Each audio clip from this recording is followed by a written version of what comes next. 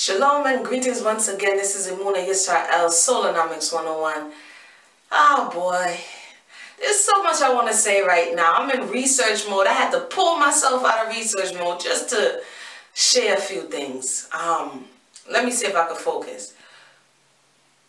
Okay, consciousness is not righteousness. That's my statement. I'm sticking to it. Consciousness is not righteousness. Consciousness is not righteousness. There is a big, huge conscious community awareness floating around in the air.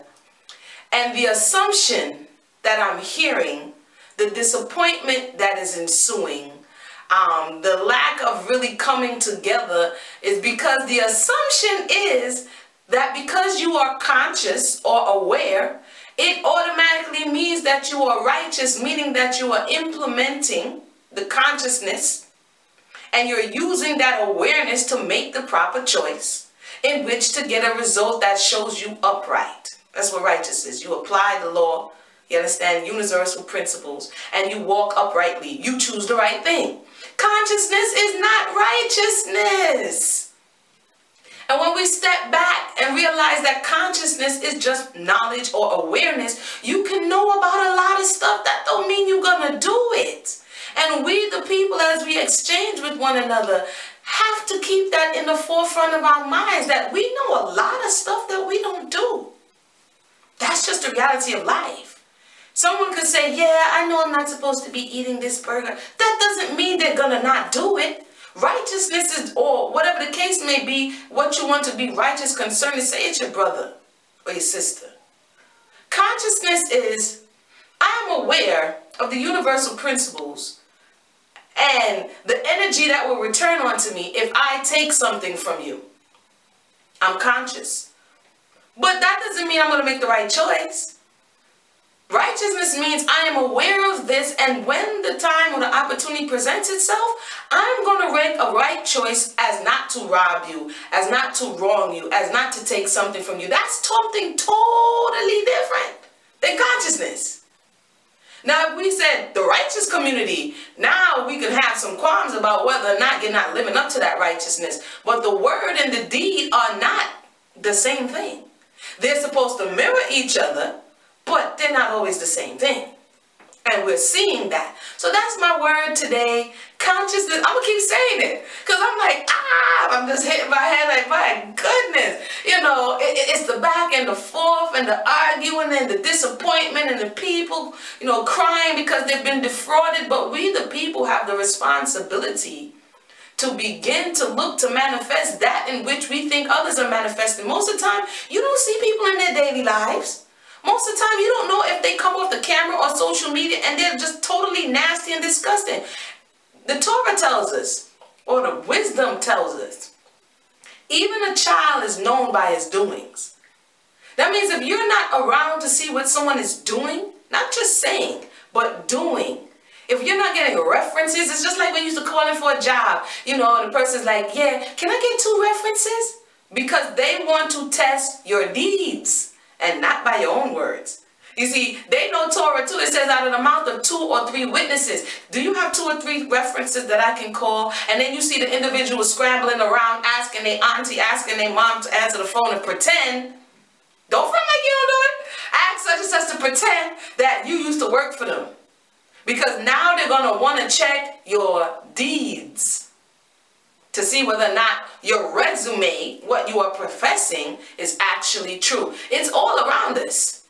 When you go to get a loan, when you go to different places, they're going to ask for references. And this, what are they referencing? What you say? No, they're referencing what you have done in the past.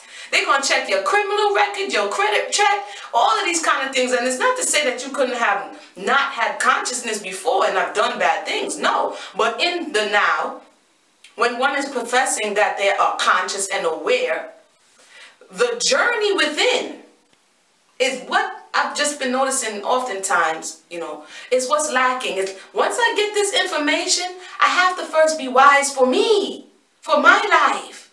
So that when I'm actually sharing it, I'm not just sharing rhetoric, I'm sharing what has worked or not worked. So When we mature up in our mentality and the way in which we referencing what's going on and understand that consciousness does not equal righteousness. Consciousness is not righteousness. All it means to be conscious is that you're aware. Let's take for instance, and then I'm gonna wrap it up because this one got me. Okay, somebody's knocked out. They was walked into the street, bomb. They knocked out. It was in a car accident. They was some freak accident, and they're unconscious. Okay. They like in the soap operas, right? And then months pass or whatever the case may be, they're there, they're alive, but they're not conscious. They're not aware of their surroundings, who's coming to see them, the doctor, nothing. They start opening their eyes. They start blinking, opening their eyes, and they became conscious. Now they have knowledge of, okay, who am I? You tell them who they are. They begin to get knowledge of self, of their surroundings. Does that mean that they are doing right things? They're still laying in the bed. They haven't moved. There's no actions to their consciousness. They're just aware now. It's the first step, but it's not the final destination. When you move through levels of consciousness, which is not just, oh, I'm awake and that's it. It's levels to this thing. And when you move through those levels and actually perform that which you say that you are aware of, then you are empowered. And I hear a lot of talk about what we're going to do in the community and what is for black people and the condition. First, the awareness is first. The implementation is next. And it has to be individuals who are doing the implementation. You cannot collect, and people have tried. You could try if you want. But history bears it out. When you try to push together and try to collect all of the people who have not implemented it for themselves and gone on that journey, you are trying to stimulate from the outside what only can really be done from within. And when those individuals from within practice these levels of universal principles, they will be drawn. It's the magnetic course of the universe that they will be drawn to one another. You're going to attract like minds. So if you are secretly a shyster, you're going to be attracted to shysters. You're going to think in yourself because of your consciousness, I'm better than a shyster. Next thing you know, you don't understand why you keep attracting shysters. Because you might have some shyst in you. I'm just saying. This is the moon of Israel. I just wanted to say that consciousness is not righteousness. Once we wake up, because we have been sleeping. But sometimes, like I said in that example, you can wake up and still be in the bed. You can be aware and still be in the bed. Doesn't mean you're doing anything. And when you do something, begin right where you are in your life, in your family. Turn over that new leaf. If you was a compulsive gambler, let the people around you be like, oh man, Jimmy, you notice Jimmy don't be going and gambling no more? And Jimmy now could testify. These are the references. They're going to be like, yeah, I know Jimmy. Jimmy used to gamble, but he don't do that anymore. You can have a foul, defiled mouth, and that's another video. As a matter of fact, it's the video right now. Because I've been meaning to say that, and I've been, every time it come and go, come and go. I'm going to do a longer one, but check it out, though. This is, again, consciousness is not righteousness. We can be aware that we profess what's out of our heart, right? We can be aware of negative energy.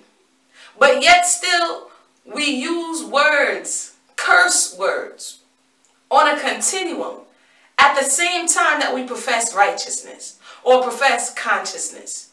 Which, you ever heard of something canceling each other out? You basically cancel out your ability to manifest whatever it is because you're sending mixed messages out. And I think I did speak about this another time, but I'll just do it again. You're sending out mixed messages out there. If I'm professing to know the Creator, if I'm professing to walk in universal principle, and at the next time that someone agitates me or my ego gets out of control, I'm cursing uncontrollably, that is problematic. That shows that my consciousness level is not matching my righteousness level. Because these words have to dwell within you.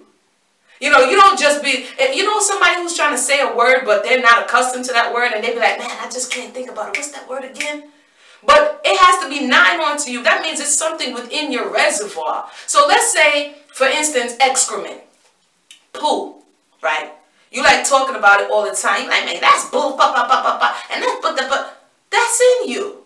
It's in your heart. It's in your mind. So poo-poo is in you. I know know it's in you, but it's in your meditation. Calling people bees and this, that's in your meditation. So not only is it affecting the person of who you're putting it on, it also has a negative effect on you. Because what you meditate on, you become. So these are like little small areas, little minute areas that people don't understand. It's about first governing you with the knowledge that you have learned. You could go out there and wow the world. Oh my goodness, you did the bomb, you just know all this stuff, and you're miserable because you missed the point. I'm talking to myself as long as my brothers and sisters who I love so much. You know, we're missing the point a lot of times because we're just, you know, going off on tangents. A little bit we get, a little bit we apply. It's the same way you go to school. You get a little bit, you apply a little bit. You get a little bit, you apply a little bit. I have children. The older one, she got a little bit, she applied it, and when she go, that doesn't mean she can't turn around and help her 4-year-old learn how to read. That doesn't mean she can't help the 2-year-old learn how to say ABCs. So we can still share. It is in our nature as social beings to want to share what we're learning. But when we're only learning because we want to share in order to get the attention and the aggrandizement and the ego boost that we get from sharing without really implementing that which we have learned for our betterment and our family, you robbed yourself. See, we rob ourselves when we try to give what we didn't first get for ourselves. And I know it sounds crazy because the world is like, give, give, give. But if you don't first get it and apply it, then you robbed yourself. Because at the end of the day, when the applause is done and all the conversation is over, and we have not practiced or implemented any discipline within our life, you understand what I'm saying? That we have turned away good people because we are vibrating on a negative frequency. At the end of the day, we're just going to have a lot of regrets. So that's my message for today. Consciousness is not righteousness. Get it for yourself first. Apply it first. It's like soap. And I'm going to end with that, you know. It's like soap. I have the soap. This is the water. And I could be telling people, you dirty, you need some soap, you need to wash, because you need some soap, you need to wash. But if I never wash myself, my own odor is going to repel the people from which I'm telling they need the soap. So on that level, I'm going to go ahead and leave it right there. My name is Amuna Yisrael. This is Solonomics 101. And once again, consciousness is not righteousness. Let's get it.